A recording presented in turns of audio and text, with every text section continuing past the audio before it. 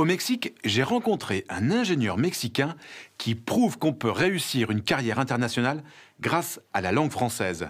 C'est l'histoire de Vladimir Carenza. Pour faire ses études en France, il a bénéficié d'un programme personnalisé proposé par un regroupement d'écoles d'ingénieurs françaises, le réseau N+I. Alors comment ça marche? Eh bien, Vladimir est accueilli dès son arrivée à l'aéroport. Ensuite, il est logé dans une famille française pendant 1 mois. Puis, il suit des cours intensifs de français, histoire de se familiariser avec la langue et la culture française. Et ce n'est qu'après qu'il fait ses études dans son école où il obtient un diplôme d'ingénieur français avant de retourner dans son pays. Qu'est-ce que ce programme lui a apporté? Témoignage de Vladimir. On a besoin toujours d'avoir des ingénieurs, des managers biculturels, c'est-à-dire d'avoir notre propre culture, dans ce cas la culture mexicaine, mais aussi d'avoir la culture française. Ça, c'est le plus important. Rentrer avec une nouvelle culture, rentrer avec une nouvelle langue et rentrer avec une nouvelle technique qu'on peut appliquer ici au Mexique. Avoir un diplôme d'ingénieur français, il me permet dans ce moment de parler d'égal à égal avec les autres ingénieurs, pas seulement ici au Mexique, en France, d'avoir le même niveau de connaissances.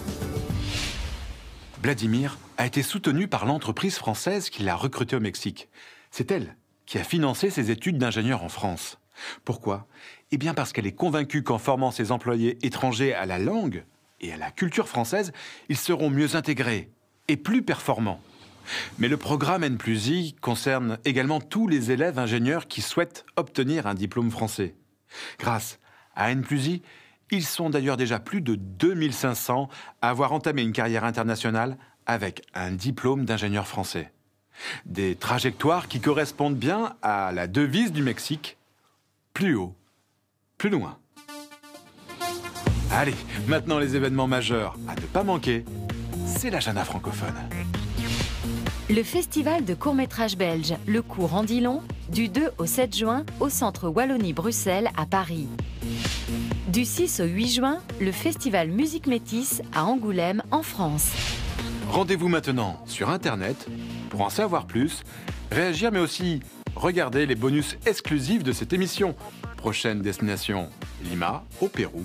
D'ici là, bonne semaine à tous sur la planète francophone.